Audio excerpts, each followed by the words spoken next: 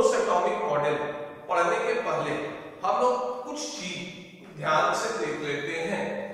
इसमें एक चीज है कि जिस समय बोर्स एटॉमिक मॉडल ये लाइट में आ रहा था या ये कहिए कि ये प्रतिपादित हो रहा था, उसी समय इलेक्ट्रॉन के एक और कॉन्सेप्ट विकसित हो रहे थे।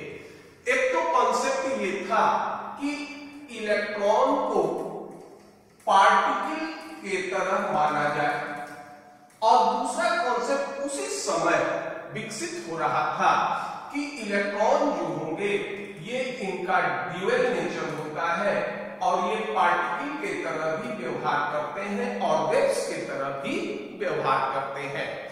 तो जब ये पार्टिकल के तरह व्यवहार करते हैं तो इसके मैकेनिक्स को हम लोग नाम देते हैं क्लासिकल मैकेनिक्स कहते हैं।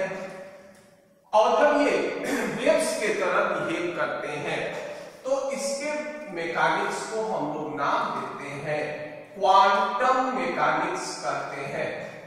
इसको नाम देते हो क्वांटम मैकेनिक्स कहेंगे। तो क्लासिकल मैकेनिक्स में हम इलेक्ट्रॉन को पार्टिकल के तरह कंसीडर करते हैं, जबकि क्वांटम मैकेनिक्स में इलेक्ट्रॉन को वेव्स की तरह कंसीडर करते हैं।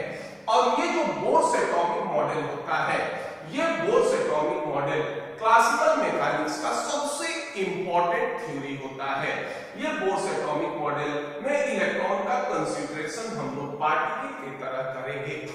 और दूसरा एक चीज और होता है कि आजकल हमारे पास लगभग 105 रजिस्टर्ड एलिमेंट है, डिस्कवर्ड एलिमेंट की संख्या लगभग 118 है। तो 105 में से एक एलिमेंट ऐसा है जिसको नाम देते हो हाइड्रोजन। तो इस हाइड्रोजन का बिहेवियर अन्य सभी एलिमेंट के अपेक्षा अलग होता है। तो हाइड्रोजन को हम लोग नाम देते हैं, इसको कहते हो वन इलेक्ट्रॉन सिस्टम। इसको नाम देते हैं वन इलेक्ट्रॉन सिस्टम। और वन इलेक्ट्रॉन सिस्टम और दूसरे को नाम दोगे क्या, सीधा बाकी को कह दोगे मल्टी इलेक्ट्रॉन सिस्टम कहेंगे। यानी जिसमें एक इलेक्ट्रॉन हो वन इलेक्ट्रॉन सिस्टम, जिसमें मोर देन वन इलेक्ट्रॉन हो उसको मल्टी इलेक्ट्रॉन सिस्टम। अब देखिए हाइड्रोजन का बिहेवियर बाकी सारे एलिमेंट के बिहेवियर से अलग होता है। इसका कारण क्या होगा, हाइड्रोजन के एटॉमिक नंबर 1 होंगे, एटॉमिक मास 1 होंगे। ठीक हाइड्रोजन के बाद आप दूसरा एलिमेंट ले लीजिए हीलियम। तो हाइड्रोजन एग्जाम्पल हो जाएगा वन इलेक्ट्रॉन सिस्टम का, जबकि हीलियम एग्जाम्पल हो जाएगा मल्टी इलेक्ट्रॉन सिस्टम का।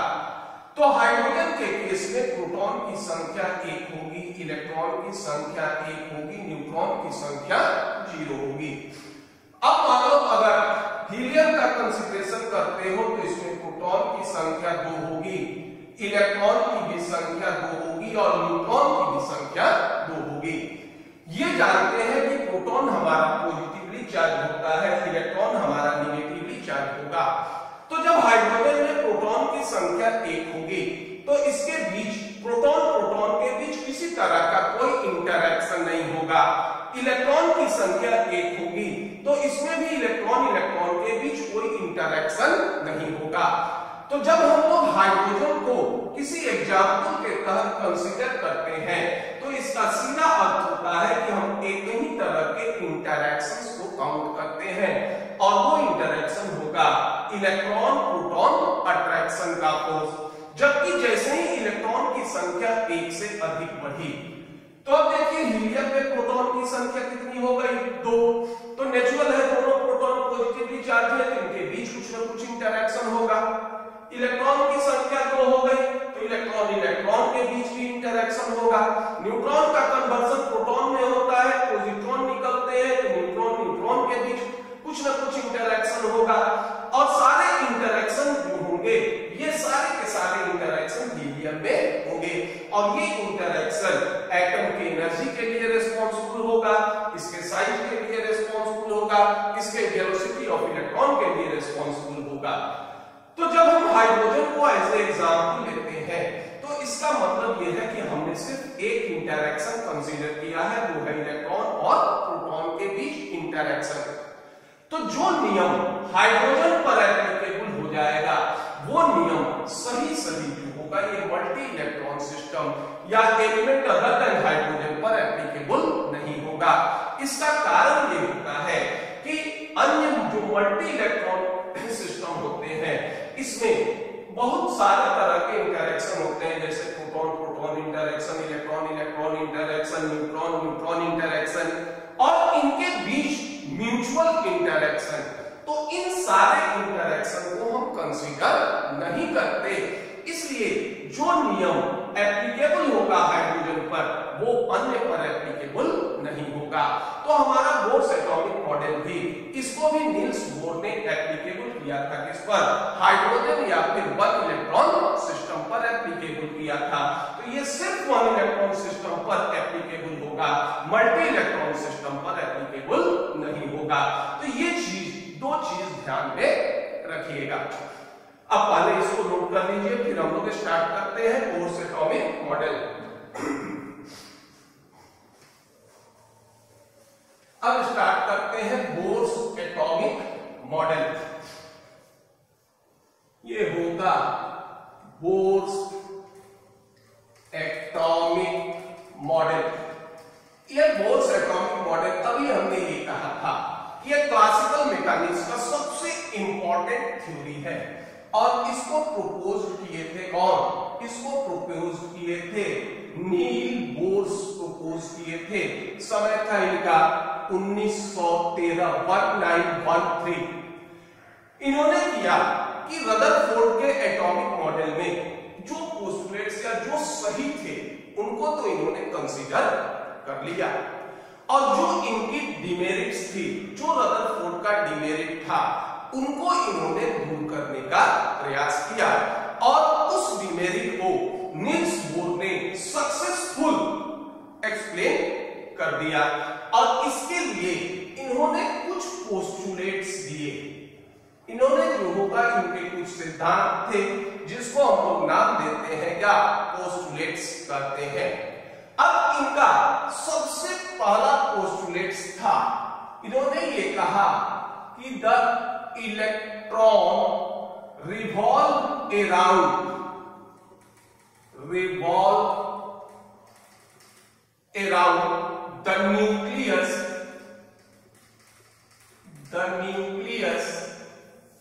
nucleus in fixed concentric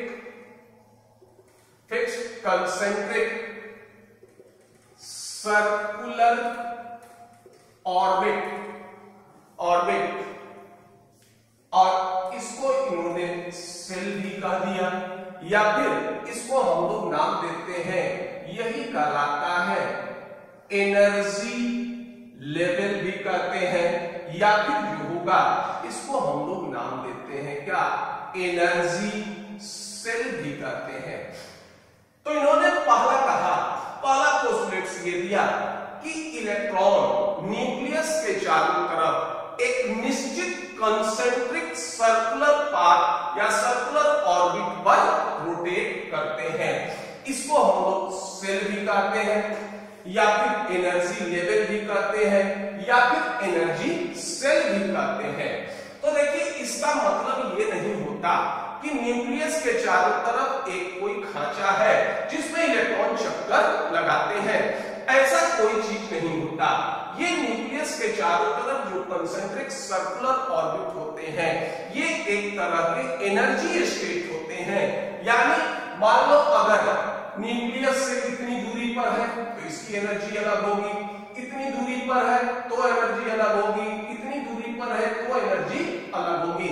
ऐसा एटम के अंदर कोई खांचा नहीं होता, सिर्फ ये क्या होते हैं, ये अलग अलग एनर्जी स्टेट होते हैं। इसीलिए हम लोग इसको नाम देते हैं क्या? एनर्जी लेवल या एनर्जी सेल कहते हैं। इसी में फिर इन्होंने ये कहा कि नंबर ऑफ ऑर्बिट या फिर ये हो गए एनर्जी लेवल इज इंफिनिटी। इन्होंने ये कह दिया कि इस तरह के लेवल की संख्या इंफिनिटी होगी जिसको जिसको हम n से इंडिकेट करते हैं, n बराबर होगा 1 2 3 4 4 सो ऑन फ्रॉम इंफिनिटी। याद कीजिए इसको हम लोग पहले के क्लास में ये फर्स्ट ऑर्बिट कहलाता था, इसको k से रिप्रेजेंट करते थे, इसको l से रिप्रेजेंट करते थे, इसको m से रिप्रेजेंट करते थे और इसको n से रिप्रेजेंट करते थे। अब हम लोग इसको अल्फाबेट से रिप्रेजेंट नहीं कर सकते क्योंकि एनर्जी लेवल की संख्या इंफिनिटी है। अगर मान लो हम अल्फाबेट से इसको रिप्रेजेंट करते भी हैं तो हमारे पास मात्र 26 अल्फाबेट होते हैं, तो हम 26 एनर्जी लेवल को ही इंडिकेट कर सकते हैं।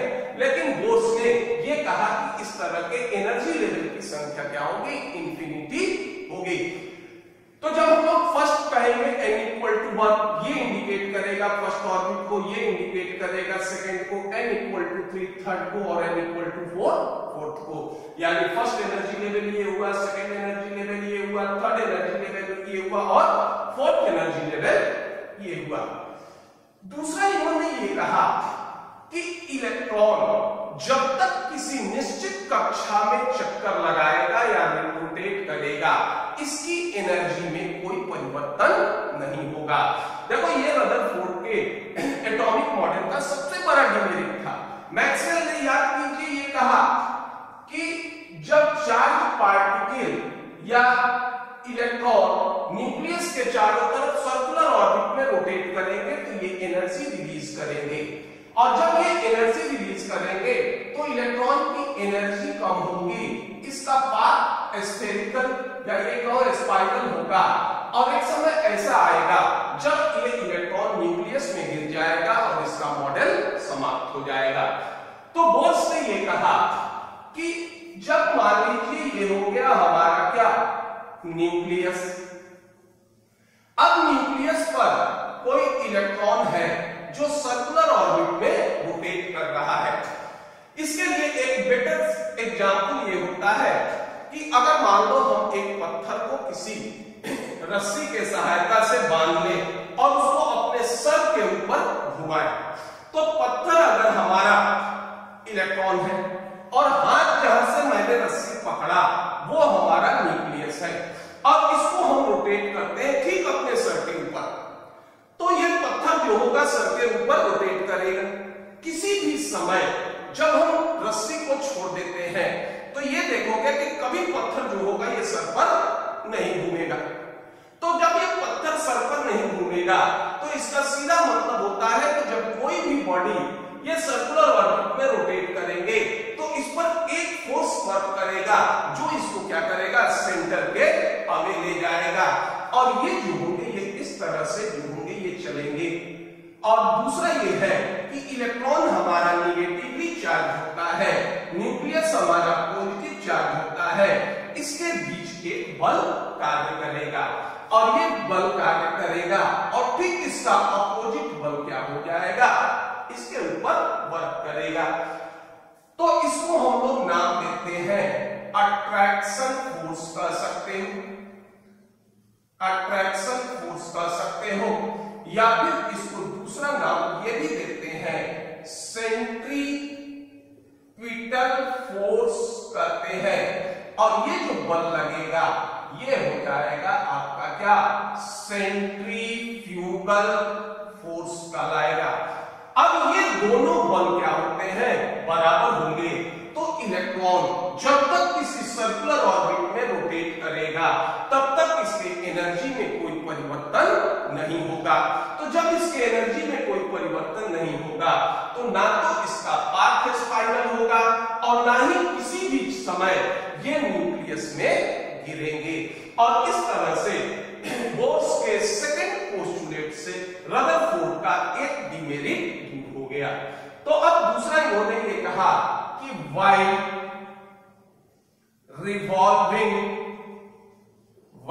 revolving in a particular orbit it neither absorb or emits emits energy और इस तरह के ऑर्बिट को नाम देते हैं, such orbit is called a stationary orbit is called a stationary orbit और इस तरह के ऑर्बिट को हम लोग नाम देंगे क्या, स्टेशनरी ऑर्बिट कहेंगे। यानी स्टेशनरी ऑर्बिट वे ऑर्बिट होंगे जिसकी एनर्जी निश्चित होगी। अब मान लो अगर इलेक्ट्रॉन दूसरे ऑर्बिट में जाता है तो फिर इसके एनर्जी में परिवर्तन होगा, आइदर ये एनर्जी एब्जॉर्ब करेंगे और एनर्जी रिलीज करेंगे। तो इसका कारण क्या हुआ था, इसका कारण ये हुआ था कि सेंट्रीफ्यूगल फोर्स ये बराबर किसके होता था, ये बराबर होता है किसके, अट्रैक्शन फोर्स के बराबर होगा। तो सेंट्रीफ्यूगल फोर्स होता है हमारा mv²/r और अट्रैक्शन फोर्स होगा हमारा, ये नेगेटिव चार्ज होता है, ये पॉजिटिव चार्ज होगा, इसके बीच के दूरी को हम लोग नाम देंगे क्या, रेडियस या distance from nucleus two electron. और यहां पर कूलम्बिक लॉ ऑफ अट्रैक्शन निकालते थे, ये था हमारा, याद कीजिए, ये हो गया आपका क्या, दो चार्ज, ये हो गया Q1 Q2 एक दूसरे से r डिस्टेंस से सेपरेट होता था, तो ये हो जाता था, याद करो, F बराबर होता था 1/4 पाई एप्सिलॉन 0 Q1 Q2/r²। अब देखिए ये हो जाएगा 1/4 पाई एप्सिलॉन नॉट, Q1 क्या हो जाएगा, इलेक्ट्रॉन, यहां कितना चार्ज होगा न्यूक्लियस पर, जितने इलेक्ट्रॉन होते हैं उतना ही जो होगा ये प्रोटॉन होगा, तो ये हो जाएगा Z/E/r²। या फिर इसी को हम लोग ये भी कर सकते हैं, इस तरह से लिख लेते हैं 1/4 पाई एप्सिलॉन नॉट ZE²/r²। ये अट्रैक्शन फोर्स सेंट्रीफ्यूगल फोर्स के बराबर होगा। तो इलेक्ट्रॉन जब तक किसी सर्कुलर ऑर्बिट में रोटेट करेंगे इस पर किसी तरह का कोई एनर्जी रिलीज नहीं करेगा। यह इनका दूसरा पोस्टुलेट्स था, इसको नोट कर लीजिए।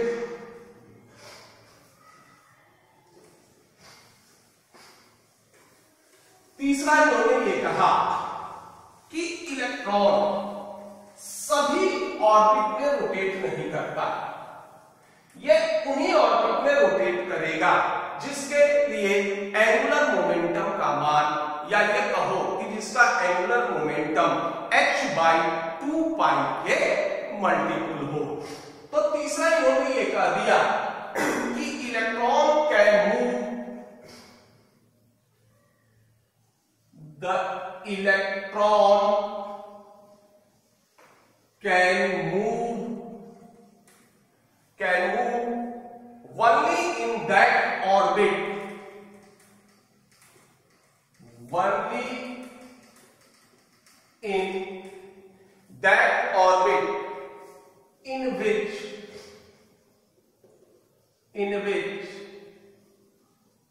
angular momentum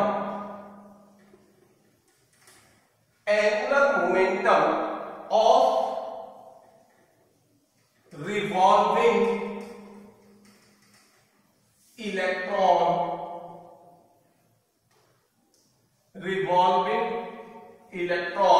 is an integral multiple of h/2 पाई। इन्होंने ये कहा कि इलेक्ट्रॉन सभी ऑर्बिट में रोटेट नहीं करेंगे, ये उसी ऑर्बिट में रोटेट करेंगे जिसका एंगुलर मोमेंटम क्या हो, ये इंटीग्रल मल्टीपल हो h/2 पाई के। इंटीग्रल मल्टीपल, तो इसमें हम लोग ये क्या कर सकते हो, या ये कह सकते हो कि multiple of whole number of h/2 pi, यानी इसको ये भी कह सकते हैं mvr इक्वल टू NH/2 पाई। तो जहां n ये इंडिकेट करता है किसको, नंबर ऑफ को इंडिकेट करेगा। H बताता है किसको? प्लैंक्स कांस्टेंट को इंडिकेट करता है। इसका मान होता है, ये होगा 6.624 into 10 to the power -34 joule second. 2 तो जानते ही हैं, पाई का मान होता है 3.14। अब ये है कि ये किस तरह से ये होता है। दूसरा, इस स्टेटमेंट को ये भी कर सकते हैं कि angular momentum of orbit quantized होना चाहिए। क्वांटाइज्ड का मतलब होगा कि इसका वैल्यू क्या हो? कांस्टेंट हो। तो या ये कह सकते हो कि ये क्वांटाइज्ड का मतलब होता है हैविंग फिक्स्ड वैल्यू। अब इसको देखो, इसमें h का मान कांस्टेंट होगा, 2 कांस्टेंट होगा, पाई कांस्टेंट होगा, सिर्फ एक n ही जो होंगे ये वेरिएबल होंगे। तो अलग अलग ऑर्बिट के लिए एंगुलर मोमेंटम का मान क्या हो जाएगा? ये क्वांटाइज्ड होगा। और वैसे ही ऑर्बिट में इलेक्ट्रॉन रोटेट करते हैं। ये नहीं कि सारे ऑर्बिट में इलेक्ट्रॉन रोटेट नहीं करेंगे। हम लोग एक चीज ये भी यहां देख ले रहे हैं, एंगुलर मोमेंटम। देखिए ये चीज, ये आपके फिजिक्स का टॉपिक होता है, लेकिन हल्का फुल्का हम लोग देख लेते हैं। जैसे मान लो ये हमारा कोई ऑर्बिट है, ये सेंटर है, यहां से यहां की दूरी को हम इंडिकेट कर रहे हैं। क्या? ये आर से इंडिकेट कर रहे हैं। तो एंगुलर मोमेंटम बराबर होता है, इसको हम एल से इंडिकेट करते हैं। एंगुलर मोमेंटम बराबर होता है एंगुलर डिस्टेंस या distance from rotational axis into ये हो जाएगा लीनियर मोमेंटम। अब देखो यहां पर कंडीशन में इसका वेलोसिटी क्या हो जाएगा?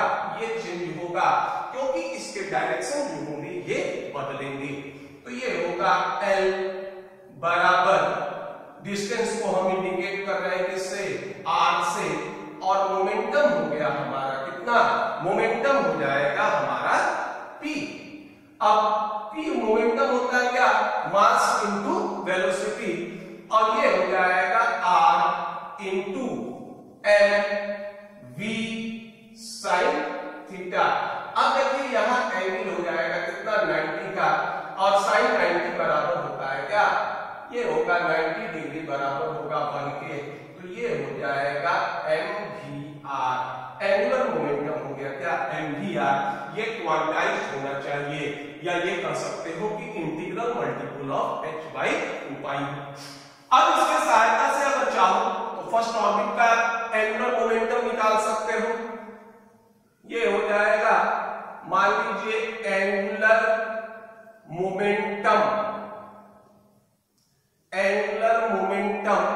Of first orbit. देखो फर्स्ट ऑर्बिट के लिए n का मान 1 हो जाएगा, तो फर्स्ट ऑर्बिट के लिए ये हो गया mvr equal to h by 2पाई। अगर मान लीजिए आप सेकेंड ऑर्बिट के लिए काउंट कर रहे हैं, तो n का मान क्या हो जाएगा? 2। ये देखो 2 कैंसिल हो जाएगा, और ये हो जाएगा mvr equal to h by pi. अब ये हो गया फर्स्ट ऑर्बिट का एंगुलर मोमेंटम, ये हो गया सेकेंड ऑर्बिट का एंगुलर मोमेंटम। तो अब इस दोनों में तुलना करोगे तो ये आ जाएगा क्या? 1:2, यानी फर्स्ट ऑर्बिट के एंगुलर मोमेंटम सेकेंड ऑर्बिट के एंगुलर मोमेंटम का आधा होगा। या ये कह सकते हो कि सेकेंड ऑर्बिट का एंगुलर मोमेंटम फर्स्ट ऑर्बिट के एंगुलर मोमेंटम का 2 गुना होगा। या फिर ये इसी तरह थर्ड ऑर्बिट क्या होगा? फर्स्ट का 3 गुना होगा। फोर्थ ऑर्बिट फर्स्ट का क्या होगा? ये 4 गुना होगा। अब चौथा इन्होंने ये दिया कि emission of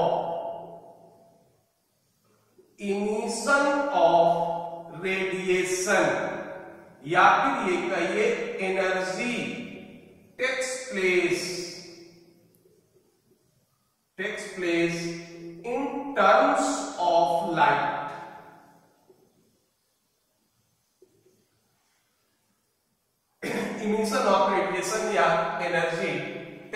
base in terms of light. अब देखो मान लो इसका क्या मतलब हुआ। मान लीजिए ये हमारा लोअर एनर्जी स्टेट है, ऑर्बिट का मान हम लिख रहे हैं n इक्वल टू n1। ये हमारा दूसरा ऑर्बिट है n इक्वल टू n2। यह है कि प्रत्येक ऑर्बिट की एनर्जी फिक्स है, तो मान लो इसका एनर्जी हो गया E1 और इसका एनर्जी हो गया क्या हमारा E2। अगर कोई इलेक्ट्रॉन n1 ऑर्बिट में है तो इसकी एनर्जी कितनी होगी E1। अगर कोई इलेक्ट्रॉन n2 ऑर्बिट में है तो इसकी एनर्जी कितनी होगी E2। तो अगर n1 ऑर्बिट की एनर्जी निश्चित है, n2 ऑर्बिट की एनर्जी निश्चित है, तो इन दोनों के बीच का एनर्जी डिफरेंस भी क्या होगा निश्चित होगा, और ये हो जाएगा कितना E2 माइनस E1। ये हो जाएगा कितने के बराबर डेल E के बराबर। तो अगर कोई इलेक्ट्रॉन n1 ऑर्बिट में है और इसको डेल E के इक्विवेलेंट एनर्जी दे दें तो ये क्या होगा n1 ऑर्बिट से कहां चला जाएगा n2 ऑर्बिट में। और अगर कोई इलेक्ट्रॉन n2 ऑर्बिट में है और डेल E के बराबर अगर एनर्जी रिलीज करेगा तो ये n2 से गिरकर कहां चला आएगा n1 में। तो बोर्स ये करते हैं कि ये जो एनर्जी का इमिशन होता है ये इन टर्म्स ऑफ रेडिएशन होता है या लाइट होता है, यानी E2 माइनस E1 ये बराबर होगा h न्यू के, या ये कह सकते हो डेल E बराबर होगा क्या h न्यू के, जहां h क्या होता है प्लैंक्स कांस्टेंट, न्यू होता है फ्रीक्वेंसी ऑफ रेडिएशन या फ्रीक्वेंसी ऑफ फोटॉन। अगर अधिक एनर्जी रिलीज करेगा तो वैसे फोटॉन रिलीज करेंगे जिसकी फ्रीक्वेंसी अधिक होगी, और अगर कम एनर्जी रिलीज करेगा तो वैसे फोटॉन रिलीज करेंगे जिसकी फ्रीक्वेंसी कम होगी। तो अब पहले इसको नोट कर लीजिए, एक्सप्लेनेशन करते हैं। पहले भी हमने ये कहा था कि बोर्स ने इसका एग्जाम्पल दिया था किस पर हाइड्रोजन पर, या फिर ये कह सकते हो कि हम लोग इस पर एप्लीकेबल करेंगे किस पर वन इलेक्ट्रॉन सिस्टम पर। तो देखो एक रिप्रेजेंटेशन हम लोग ये करते हैं, ये हमारा वन इलेक्ट्रॉन सिस्टम का रिप्रेजेंटेशन है। यहां हम लोग एक सर्कुलर ऑर्बिट इंडिकेट करते हैं, यही हमारा ऑर्बिट या फिर कहो एनर्जी स्टेट है। तो ये देखिए n equal to 1 first orbit, n equal to 2 second orbit, n equal to 3 third orbit, और ये n इक्वल टू n कोई nth ऑर्बिट है, क्योंकि बोर्स ने ये कहा था कि इस तरह के एनर्जी स्टेट की संख्या क्या होगी इनफाइनाइट होगी। अब हम लोग इसके nth ऑर्बिट में एक इलेक्ट्रॉन है जो न्यूक्लियस के चारों तरफ सर्कुलर ऑर्बिट में रोटेट करेगा। ये हमारा क्या हो गया representation of one electron system. अब यह है कि जब ये इलेक्ट्रॉन रोटेट करेगा तो ये जब तक nth ऑर्बिट में रोटेट करेगा, तो पोस्टुलेट्स ये कहते हैं कि जब तक ये nth ऑर्बिट में रोटेट करेगा इस पर किसी तरह का कोई ना कोई एक एनर्जी एब्सॉर्ब करेंगे, ना ही एनर्जी रिलीज करेंगे।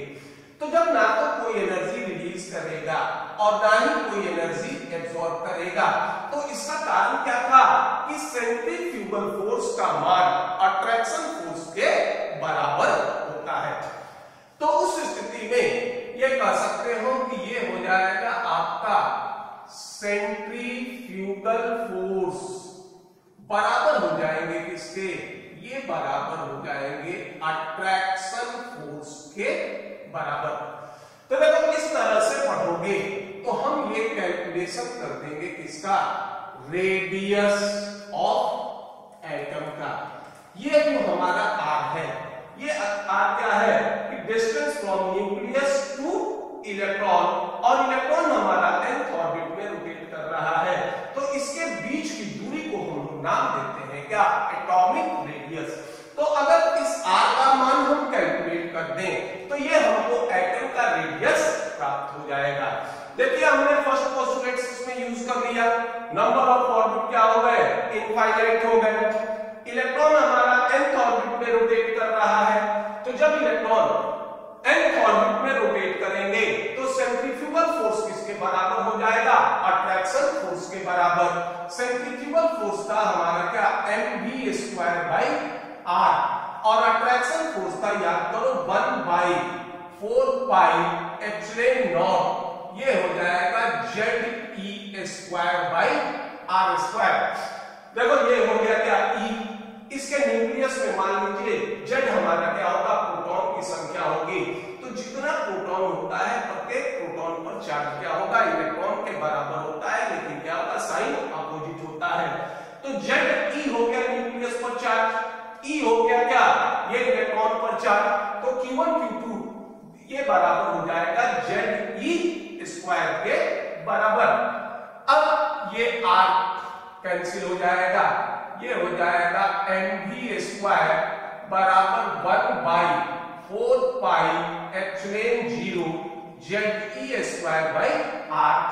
और या फिर ये भी कर सकते हो, इसको मान लो इक्वेशन 1, v² बराबर हो जाएगा 1/4πε0 Ze²/mr।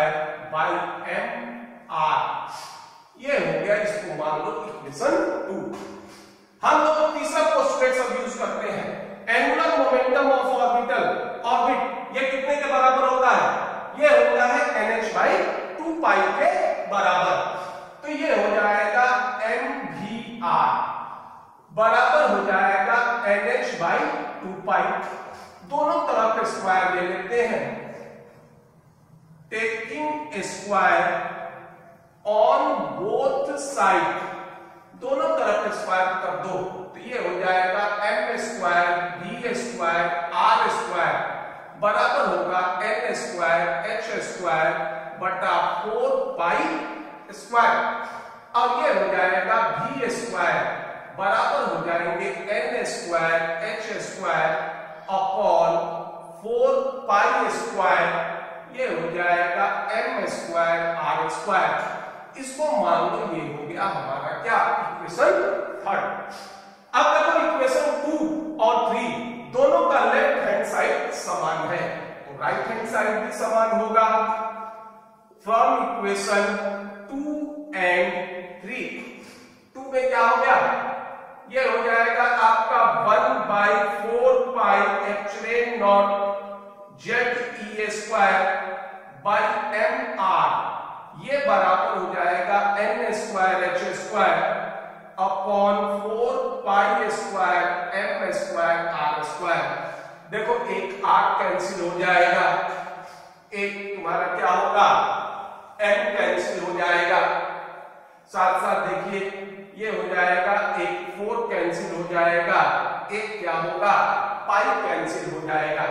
तो ये हो जाएगा आपका Ze² अपॉन ε0, Ze²/ε0 बराबर ये होगा n²h²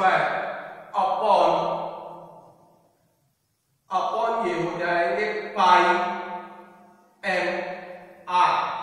और इस तरह से ये कर सकते हो, r बराबर हो जाएगा तुम्हारा n²h² ε0 by Ze²πm, Ze²πm।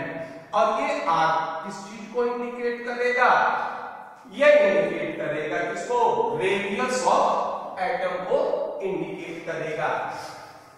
अब इसको एक चीज और देख लेते हैं।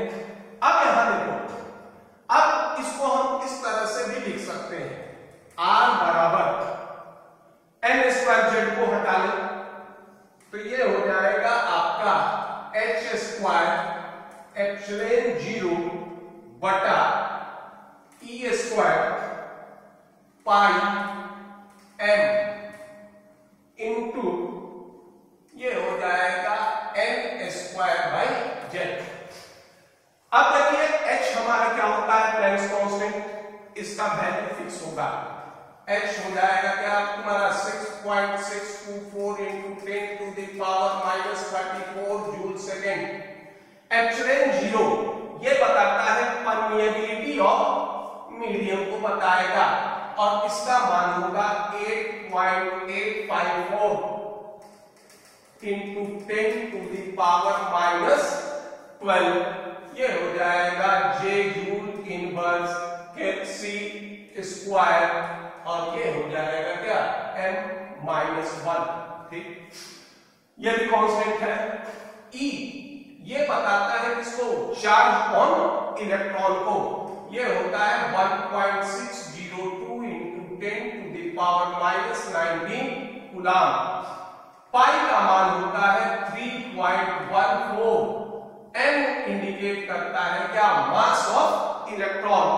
ये होता है 9.108 into 10 to the power -31 kilogram. अब देखिए ये सारे मान कांस्टेंट है तो इनका प्रोडक्ट भी क्या आएगा, कांस्टेंट आएगा।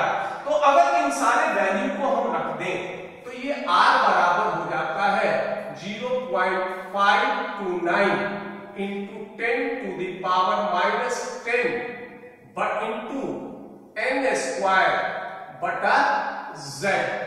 ये हो जाएगा क्या, मीटर में। और ये जानते हो कि 10 टू द 1 एंगस्ट्रॉम बराबर होता है कितने के, 10 टू द पावर -10 मीटर के। तो या तो अगर मीटर में रख दो ये यूज कर लो, या फिर ये हो जाएगा r equal to 0.529 angstrom into n square बटा z। अब इस सारे कैलकुलेशन का मान हम बार बार जो होगा नहीं रखेंगे, सीधा इसी वैल्यू का हम लोग क्या करेंगे, उपयोग करेंगे। ये होता है, यहां एक रिलेशन ये भी था कि 1 एंगस्ट्रॉम बराबर 1 into 10 to the power -10 metre. यह चेंज हो जाएगा किसमें, एंगस्ट्रॉम में। तो अब इसके सहायता से हम लोग क्या कर सकते हैं, किसी भी बोर्स एटॉमिक ऑर्बिट का हम रेडियस ज्ञात कर सकते हैं। जैसे मान लो एज फॉर एग्जांपल ये दे दे कि find the radius of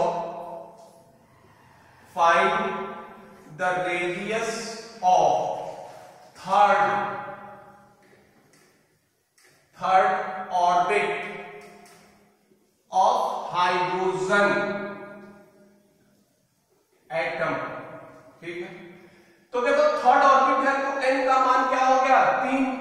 hydrogen का एटॉमिक नंबर होता है 1, तो ये क्या हो गया, Z इक्वल टू 1। ये कहलाता है क्या, एटॉमिक नंबर ऑफ हाइड्रोजन। ये कितना हो गया, 1। नंबर ऑफ ऑर्बिट क्या हो गए, 3। तो R बराबर कितना हो जाएगा, 0.529 इंटू n कितना हो जाएगा हमारा, 3। तो ये हो गया 3 square by 1 angstrom.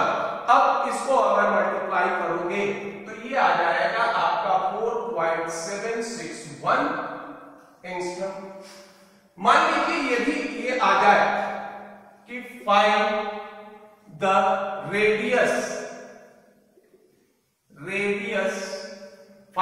Radius of, ये ले लो, फोर्थ ऑर्बिट ऑफ Li2+। देखिए लिथियम का एटॉमिक नंबर कितना होता है, 3। अगर इससे 2 इलेक्ट्रॉन निकाले तो इसमें भी इलेक्ट्रॉन की संख्या बच जाएगी क्या, 1। तो ये भी हमारा क्या होगा, 1 इलेक्ट्रॉन सिस्टम होगा। नॉर्मली देखो हम 3 चीज यूज करेंगे, हाइड्रोजन He+ और Li2+। इसका एटॉमिक नंबर 1, इसका 2 और इसका 3। अगर जितना एटॉमिक नंबर या प्रोटॉन की संख्या होगी उतनी ही इलेक्ट्रॉन होगी। तो अगर हीलियम से 1 इलेक्ट्रॉन निकाल लो तो ये चार्ज आ जाएगा पॉजिटिव, ये भी 1 इलेक्ट्रॉन सिस्टम होगा। और Li2+ भी 1 इलेक्ट्रॉन सिस्टम होगा। तो देखो फोर्थ ऑर्बिट है तो n का मान हो गया क्या, 4। लिथियम के लिए Z का मान हो गया कितना, 3। तो रेडियस बराबर हो जाएगा 0.529 इंटू 4 स्क्वायर बटा 3। और इसको सॉल्व करोगे तो ये आ जाएगा तुम्हारा 2.2821 एंगस्ट्रॉम। ये हो जाएगा क्या हमारा Li2+ के फोर्थ ऑर्बिट का रेडियस। या ये कह सकते हो कि Li2+ में जो इलेक्ट्रॉन फोर्थ ऑफ ऑर्बिट में रहेंगे। इसकी दूरी सेंटर से या केंद्रक से 2.821 होगी। और इस तरह से हम लोग इसका कंसीडरेशन कर सकते हैं। अब एक सवाल ये भी उठता है कि अगर मान लो, ये तो हम एप्लीकेट करेंगे हाइड्रोजन पर भी, हीलियम पर भी और Li2+ पे भी, तो अगर मान लो इनके एटॉमिक रेडियस में तुलना करना हो तब हम लोग क्या करेंगे? इसके कुछ पार्ट को हम मिटा रहे हैं। अब जैसे मान लो हम लोग तुलना कर रहे हैं कि मान लीजिए एक 1 इलेक्ट्रॉन सिस्टम A है, दूसरा 1 इलेक्ट्रॉन सिस्टम B है। इसका रेडियस मान लो RA है और इसका रेडियस मान लीजिए RB है। नंबर ऑफ ऑर्बिट मान लीजिए आपका N1 है, इसका नंबर ऑफ ऑर्बिट मान लो N2 है। एटॉमिक नंबर इसका मान लीजिए Z1 है और इसका एटॉमिक नंबर मान लीजिए कितना Z2 है। अब देखो रेडियस बराबर हमारा क्या आएगा? 0.529 एंगस्ट्रॉम इनटू n² बटा Z। तो A का हम रेडियस निकाल सकते हैं, ये हो जाएगा देखो RA बराबर 0.529 इनटू n1² अपॉन Z। ये मान लो ये हो गया हमारा क्या इक्वेशन 1। इसी तरह से RB का अगर तुम मान निकालोगे तो ये भी हो जाएगा 0.529 इनटू ये हो जाएगा क्या इस बार n2² बाई Z। ये हो गया क्या इक्वेशन 2। सॉरी ये हो जाएगा Z1 और ये Z2। अब ये करते हैं डिवाइड कर देते हैं। Dividing equation 1/2। एक में देखो 2 को भाग दे दो तो ये हो जाएगा तुम्हारा RA बटा RB equal to 0.529 into n1² upon Z1 into ये हो जाएगा, ये Z2 ऊपर चला जाएगा बटा 0.529 इंटू n2², ये कैंसिल हो जाएगा। ये हो जाएगा RA by RB equal to n1² by Z1 into Z2 by n2²। और इसके सहायता से हम आसानी से दो अलग अलग 1 इलेक्ट्रॉन सिस्टम के रेडियस को क्या कर सकते हैं? कंसीडर कर सकते हैं या इसमें तुलना कर सकते हैं। इस पर भी एक क्वेश्चन देख लेते हैं।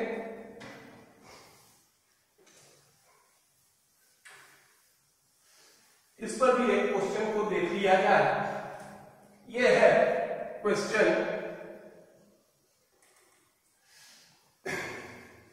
What is the relation between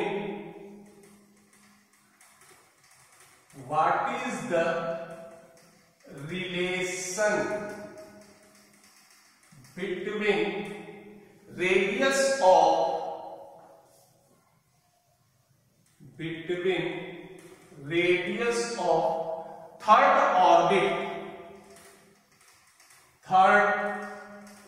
orbit of hydrogen atom and second orbit of Li2+।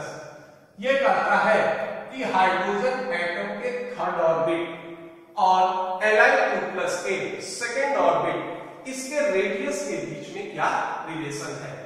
तो देखो इसी तरह से बनाएंगे। ये हो गया H, ये हो गया Li2+। अब इसके रेडियस को चलो हम ये RH से इंडिकेट कर देते हैं और इसके रेडियस को Li2+ से। ये हो गया R बराबर। अब मान लो n बराबर क्या है? देखिए नंबर ऑफ ऑर्बिट हाइड्रोजन के लिए कितना है? 3। तो n1 का मान हो जाएगा 3, Z1 का मान हो जाएगा कितना? 1, क्योंकि हाइड्रोजन का एटॉमिक नंबर होता है कितना? 1। n2 का मान क्या हो जाएगा? लिथियम के लिए नंबर ऑफ ऑर्बिट क्या है? 2। और Z12 का मान क्या होगा, इसका एटॉमिक नंबर होता है 3।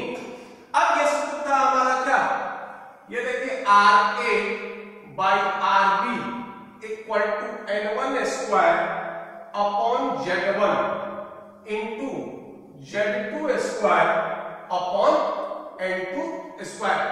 देखो Ra के जगह हमने लिख लिया RH, Rb के जगह ये लिख लिया RLi प्लस। अब देखिए बराबर N1 हो गया क्या 3, तो ये हो गया 3 स्क्वायर, Z1 हो गया 8, Z2 हो गया क्या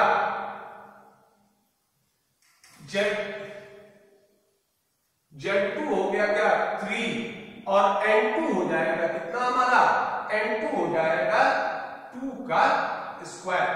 अब ये हो जाएगा RH by R Li2 plus, ये हो जाएगा कितना, ये हो जाएगा 3 into 3 into 3, ये हो गया 27 by 4, ये होगा 4RH बराबर 27 RLi2 प्लस, ये रिलेशन होगा, ये हो जाएगा हाइड्रोजन के रेडियस का 4 गुना, ये बराबर होगा किसके, Li2 प्लस के रेडियस के, किससे 27 गुने के बराबर होगा।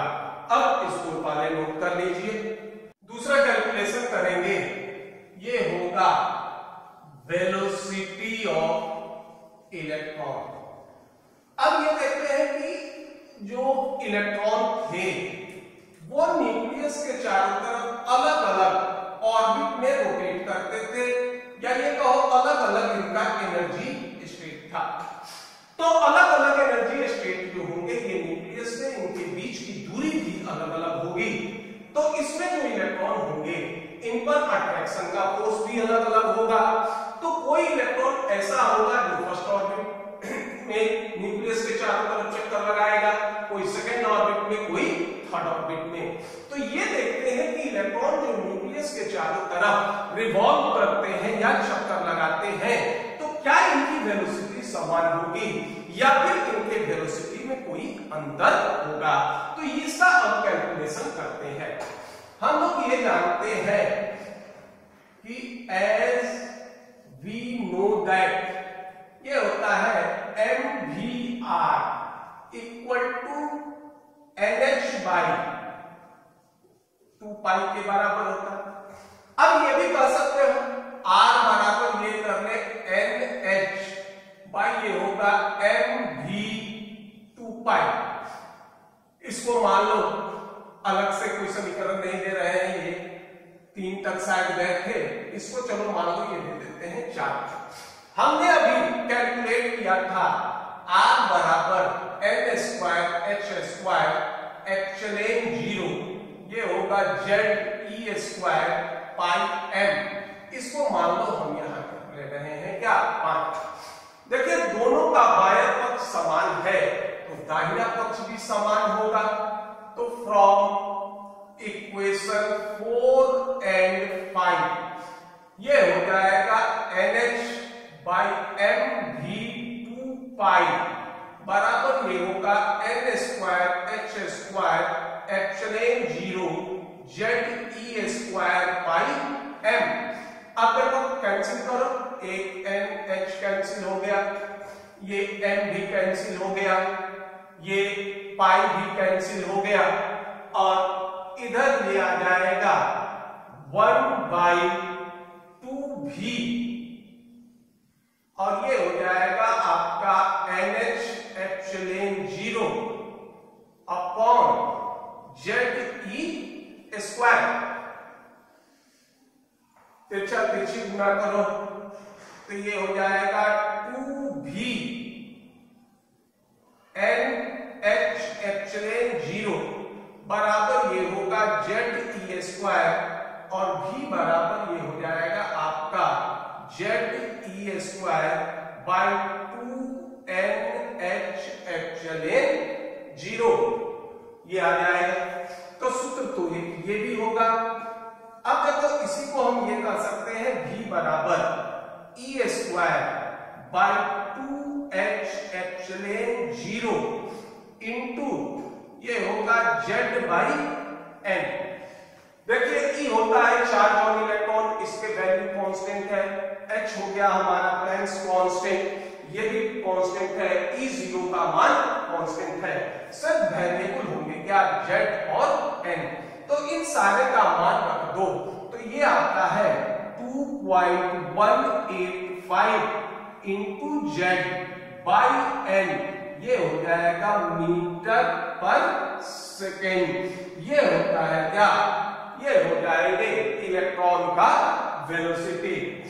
अब इसके मान को अगर मान लो जो कांस्टेंट वैल्यू है इसको अगर हम लोग हटा लें तो ये हो जाएगा v प्रोपोर्शनेट टू 1/n। यानी जैसे जैसे नंबर ऑफ ऑर्बिट बढ़ेगा वेलोसिटी ऑफ इलेक्ट्रॉन कम होगा। या इसी को दूसरे रूप में कह सकते हो कि फर्स्ट ऑर्बिट में जो इलेक्ट्रॉन रोटेट करेंगे इसकी वेलोसिटी सबसे अधिक होगी, उसके बाद सेकेंड ऑर्बिट, उसके बाद थर्ड ऑर्बिट। या फिर ये भी कह सकते हो कि जैसे जैसे न्यूक्लियस से डिस्टेंस बढ़ेगा वेलोसिटी ऑफ इलेक्ट्रॉन घटेगा। तो ये भी कह सकते हैं कि at distance from nucleus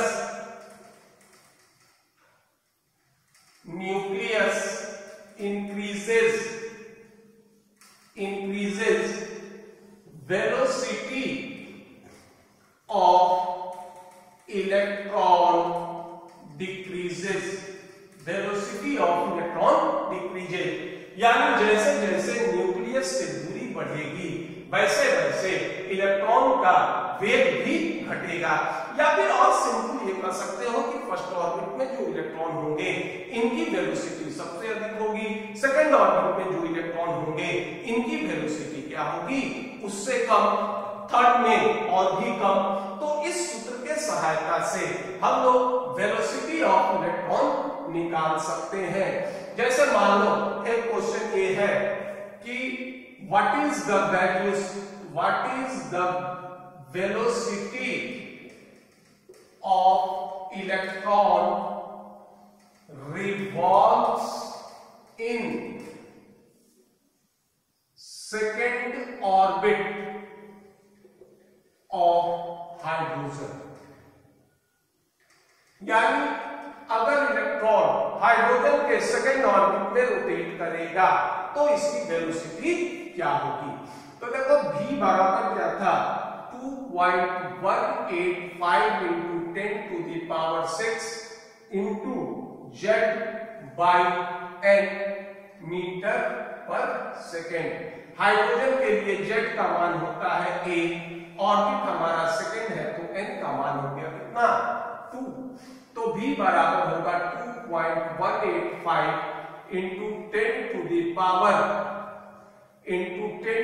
power 6, Z का मान हो गया 1, n का मान हो गया कितना, n का मान हो गया 2 मीटर पर सेकेंड। तो इसको कैलकुलेट करोगे तो ये आएगा 1.0925 into 10 to the power 6 metre पर सेकेंड। उसी तरह से हम लोग ये भी जो होगा ये काउंट कर सकते हैं। जैसे मान लीजिए काउंट ले लेते हैं ये कि what is the velocity of electron rotates in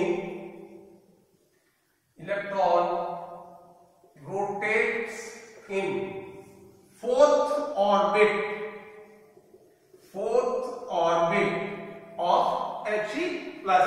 यानी कि उस इलेक्ट्रॉन की वेलोसिटी क्या होगी जो He+ के फोर्थ ऑर्बिट में रोटेट करेगा।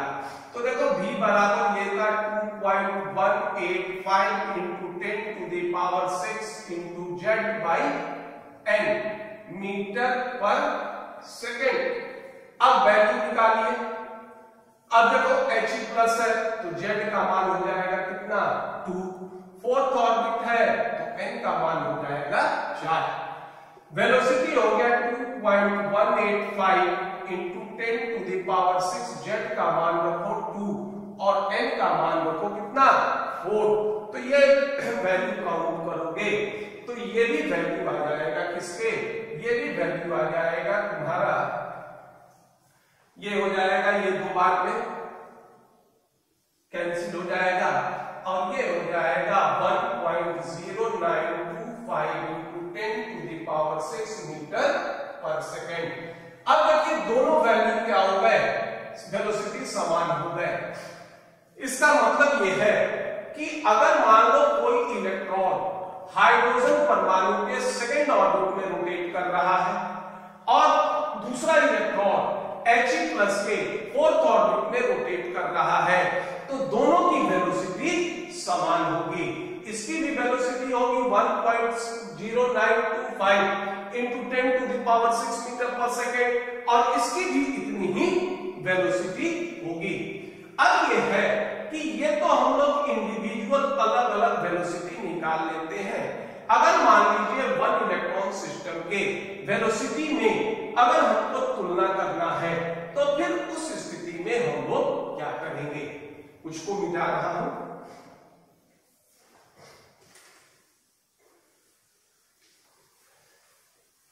जैसे मान लो जिस तरह से हमने रेडियस में कैलकुलेट किया था, मान लीजिए हमारे पास 2 1 इलेक्ट्रॉन स्पेसिस है, ये हो गया A और ये हो गया B। ये हमारा क्या है 1 इलेक्ट्रॉन स्पेसिस, यानी इसमें इलेक्ट्रॉन की संख्या 1 होगी। ये भी हमारा क्या हो गया, ये भी हो गया हमारा 1 इलेक्ट्रॉन स्पेसिस। अब मान लीजिए तो इसका मान लो वेलोसिटी मान लो VA है और इसकी वेलोसिटी मान लो VB है। अगर नंबर ऑफ ऑर्बिट इसका मान लेते हैं N1 और इसका नंबर ऑफ ऑर्बिट मान लो N2। एटॉमिक नंबर मान लीजिए ये Z1 हो गया और इसका एटॉमिक नंबर Z2। हमारे पास वेलोसिटी क्या था, वेलोसिटी बराबर था 2.185 into Z/N मीटर पर सेकेंड। तो 1 इलेक्ट्रॉन सिस्टम A की वेलोसिटी क्या हो जाएगी, VA बराबर 2.185 into Z1/N1। ये हो गया इक्वेशन, इनटू ये तो छूट गया 10 to the power 6 और ये हो जाएगा VB, यहां भी होगा 10 to the power 6, ये यहां छूट गया है।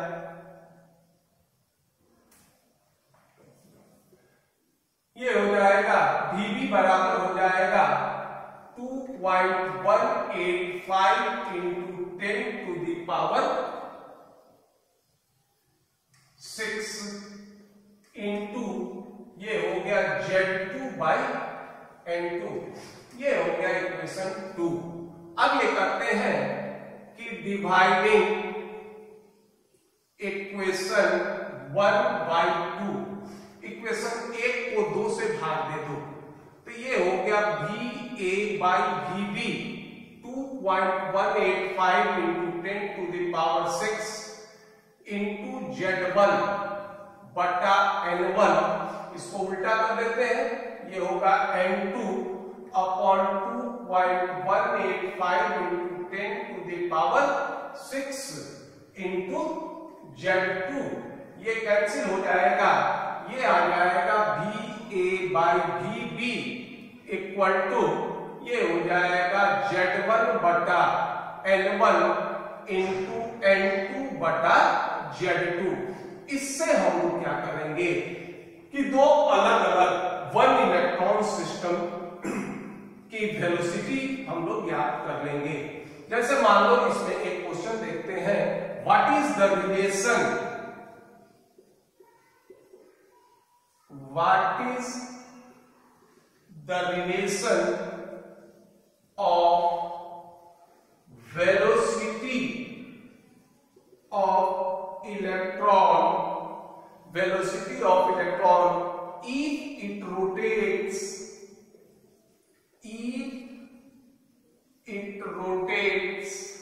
in third orbit of He+, third orbit of He plus and velocity of electron rotates in second orbit of Li2 plus, second orbit of Li2 plus। इसको मिटा रहा हूं।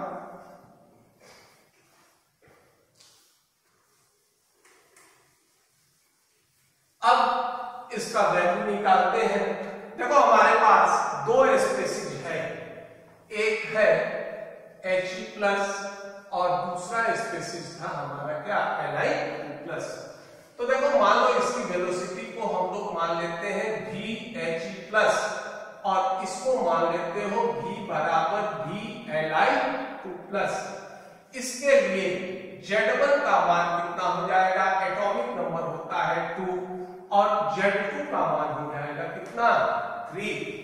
अब देखो हीलियम में किसमें है, थर्ड ऑर्बिट में है, तो N1 का मान हो गया 3 और स्पेक में किसमें है, रोटेट्स इन सेकंड ऑर्बिट, तो N2 का मान हो गया 2। सूत्र है हमारा VA भाई VB इक्वल टू Z1 बटा N1 इंटू N2 बटा Z2। अब वैल्यू रखो, VA क्या हो गया, VHE प्लस, ये हो गया VLi2 प्लस। देखिए Z1 का मान हो गया 2, N1 का मान हो गया 3, N2 का मान हो गया 2 और Z2 का मान हो गया कितना, 3। अब ये होगा VHE plus upon VLi2 plus equal to ये होगा 4/9 और ये रिलेशन होगा, ये तुम्हारा तिरछा तिरछी गुणा कर दो, 9VHE प्लस बराबर 4VLi2 प्लस, यानी इसमें रिलेशन कितना होगा, 4:9 का रिलेशन होगा। तो He प्लस के थर्ड ऑर्बिट में जो इलेक्ट्रॉन रोटेट करता है और Li2 प्लस के सेकेंड ऑर्बिट में जो इलेक्ट्रॉन रोटेट करता है, इनके वेलोसिटी का अनुपात क्या हो जाएगा, 4/9 होगा। और इस तरह से अलग अलग वेलोसिटी के केस में हम लोग क्या कर सकते हैं, अलग अलग वेलोसिटी के केस में हम लोग इसका रिलेशन ज्ञात कर सकते हैं। इस तरह से हम लोग रेडियस भी काउंट कर लिए, कैलकुलेट कर लिए, अलग अलग 1 इलेक्ट्रॉन स्पेसीज के रेडियस को भी बता सकते हैं। अगर 1 इलेक्ट्रॉन स्पेसीज के रेडियस के बीच संबंध भी ज्ञात कर सकते हैं। हम लोग इसके वेलोसिटी को भी ये काउंट कर सकते हैं, या फिर अगर अलग अलग 1 इलेक्ट्रॉन स्पेसीज के वेलोसिटी में रिलेशन भी हम लोग बतला सकते हैं। तो यदि आपको ये वीडियो पसंद आया हो तो इसको लाइक कीजिए, सब्सक्राइब कीजिए। धन्यवाद।